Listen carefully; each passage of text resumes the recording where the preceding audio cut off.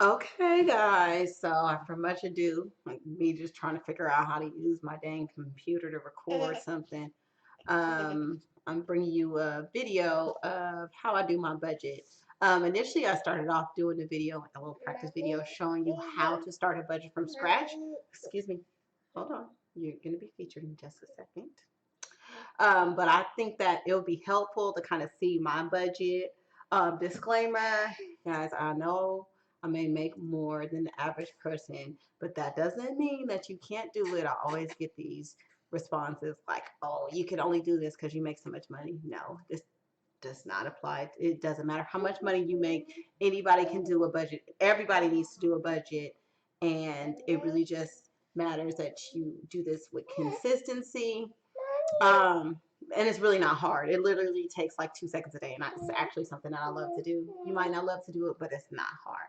Anyway, so before we get this video really rolling, I have a guest appearance by Naima. Naima, say hi. Say hi, everybody. Hi, everybody. And Naima wants to sing a song for you before she goes to take her nap. Okay? Ready? And go. A, B, C, D. Okay, go. Baby go, baby go. Until in the morning. Here we are again. Everybody else there. If I did so, I don't so $5 to anybody who could name that song. All right, give me a kiss. Go take your nap. Mommy loves you. yeah. Thank you for being part of my video. Lord, can you do that for mommy, please? Yeah. Okay. So I'm gonna start with my January budget, and I'm gonna just break down how I do my categories. So, and we'll just do bracket by bracket or category by category. So this is my income category, and I always put blessings on top because I always hope to get blessings, and I actually do. I oftentimes just go to my mailbox and I find random checks in the mail. So I believe in blessings. This blessing was me a loan repayment that I lent somebody some money, which I don't do, which you will see if you checked out my December update. I lent somebody some money, and so I had put that in my giving budget. I chalked it up. Why are you on the floor? Can you go lay down on the couch? That's going to be a lot more comfortable. Okay, thank you. And so that was a payback. So that's a blessing because I really didn't expect to get that back because that's why I don't lend people money unless I could just afford to give it. Anyway, so I have two jobs. My first job is one hospital is Kaiser, and usually this is like my baseline that I would expect to get paid there. Washington, this is about how much I would expect to get paid this month there. Um, and then any refunds that I get, oftentimes I get little refund checks in the mail from like Amazon or places like that. Depending care, this is one of my tax savings accounts that I use for to pay for Naima's daycare.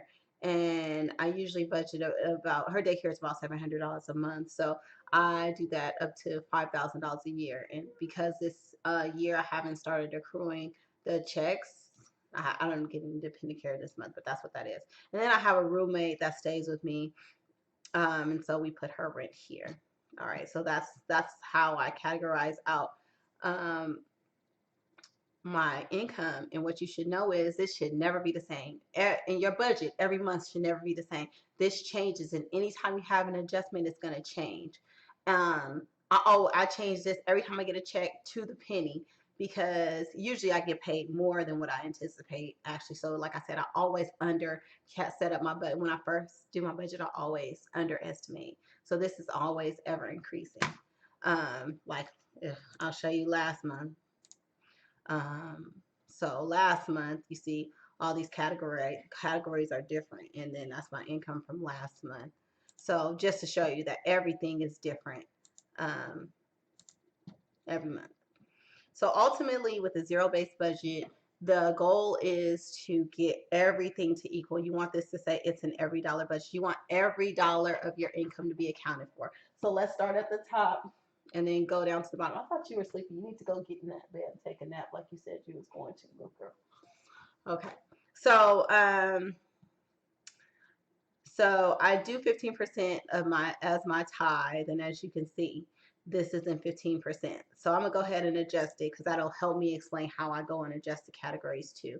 And then we'll go into how you set up your own budget in your own categories, and that'll just be briefer since I'm already showing you my budget. So if that's so it'll be 1532 if I'm doing 10%, right?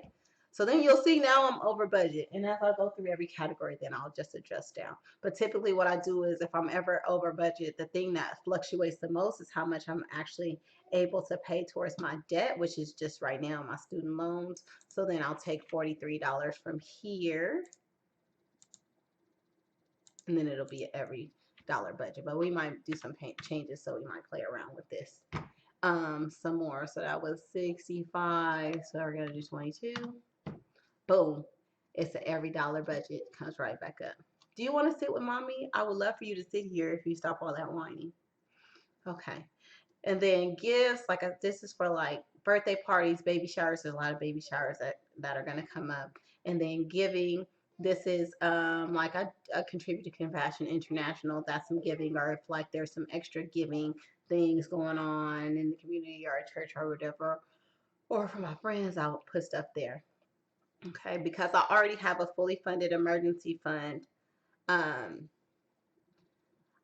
I don't really contribute anything to this. The only thing that I have listed in here is if I go to my transactions, you'll see that was my dividend payment from last month, a whopping 9 cents. Thank you, bank. You're so generous. As some of you know, I'm doing a Christmas savings account. So I'm doing the 52-week challenge. If you guys want to participate, hit me up on Instagram. I'll add you to our little accountability group. So the 52-week challenge, I'm doing actually backwards because in December there's a lot of expenses. So I'm gonna go backwards. So the way that it looks, or if you just look on my Instagram, not financially intentional, you can see the breakdown. So I won't have to spend too much time on that here. But I'm doing it backwards just because in December you usually have a lot of expenses, and I just want to start strong. Anyway, yes, this is how much I pay for my mortgage. So this is how I calculate out my housing things. I have my mortgage, I have my utilities, which fall under, I just put them under my water and not electricity, but my water and gas and all that stuff go through the city of Brentwood. So that's there.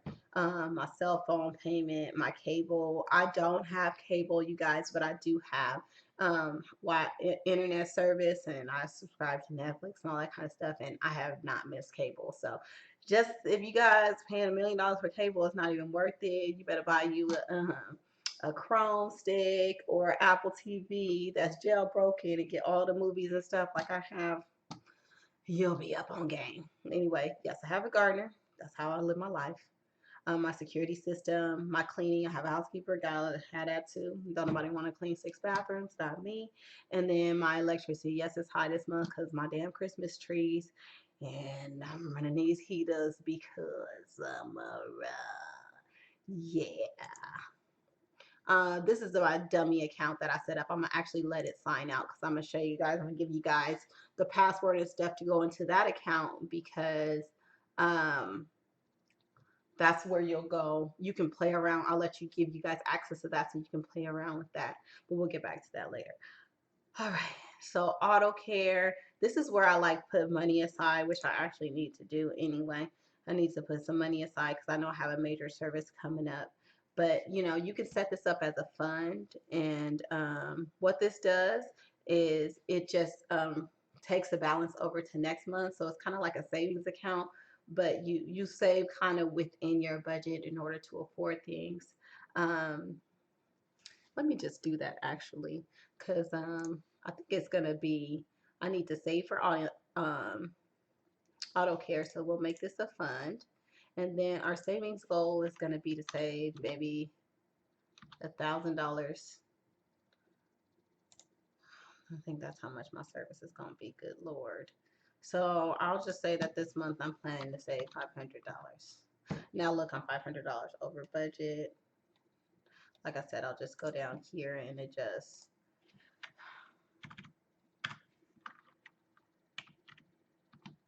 Now I'm back to an $EveryDollar budget, so I can only pay that much towards my student loans this month.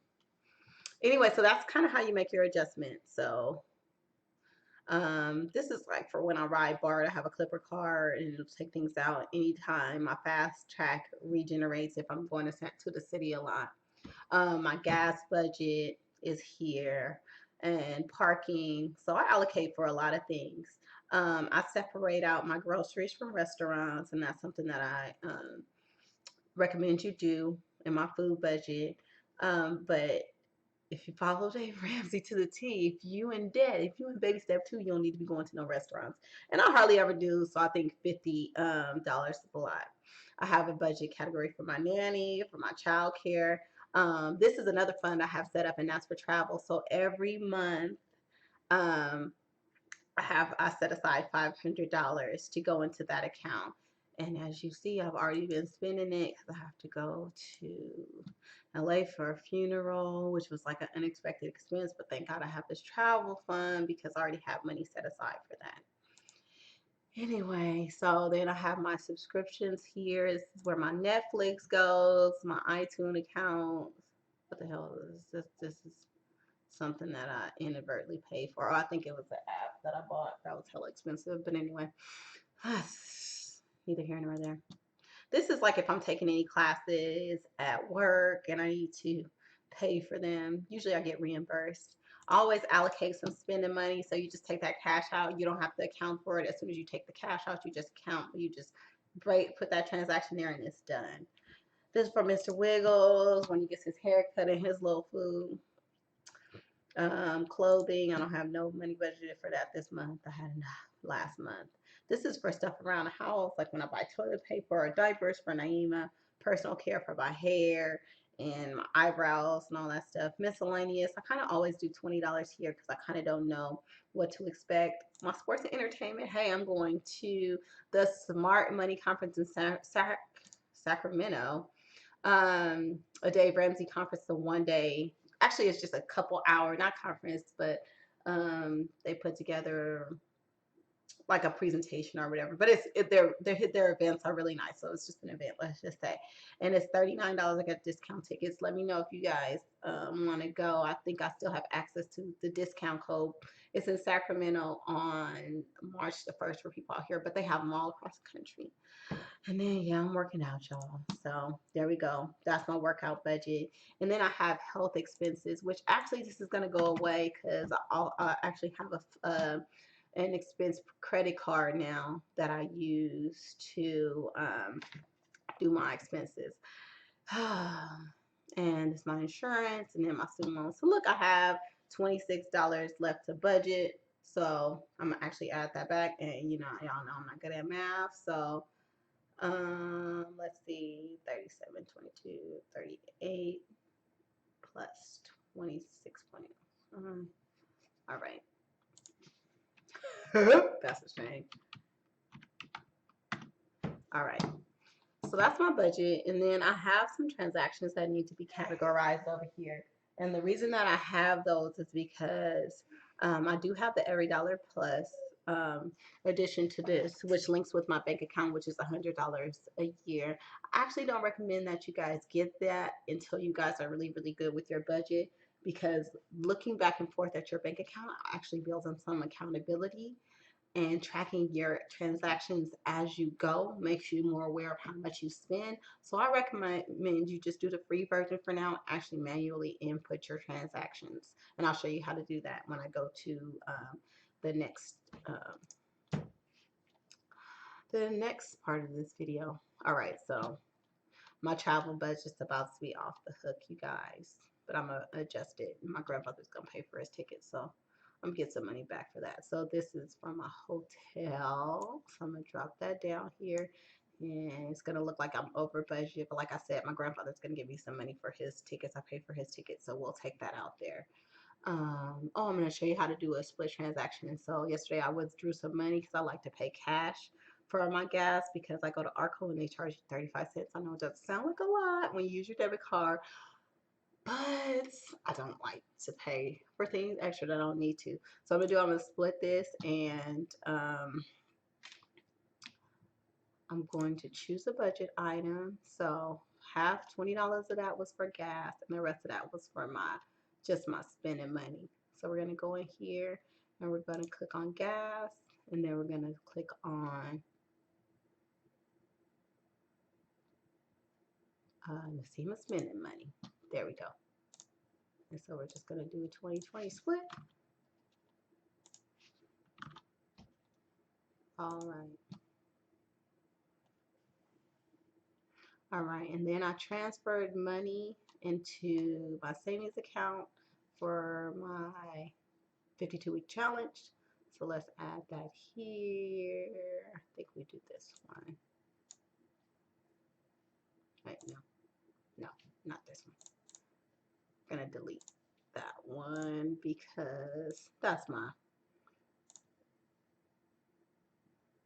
showing that I got it in my savings account. We don't need that one. We just need the debit one to show that I actually made that deposit. See, now I only have $150 left. Travel insurance, that's part of my stupid trip because I didn't know if I was gonna have to cancel my hotel. We'll leave that. And then what did I do at Walmart? That was yesterday. Oh yeah, I bought a whole bunch of stuff for the house. So there we go. My housing budget is almost depleted, only $24. So that's how you drag and drop your transactions into um, EveryDollar. And I think I'm actually going to start a brand new video that walks through how to set up your budget from scratch and then start your next month's budget. So once you basically set up your first budget, which really shouldn't take long, the only reason why it's taking me so long is because I'm explaining everything step by step. It usually takes about 10 minutes to set up your budget, but we'll walk through that in the next video. So um, I'm going to link that next. All right, guys. Whew, that was a lot. I need to pee.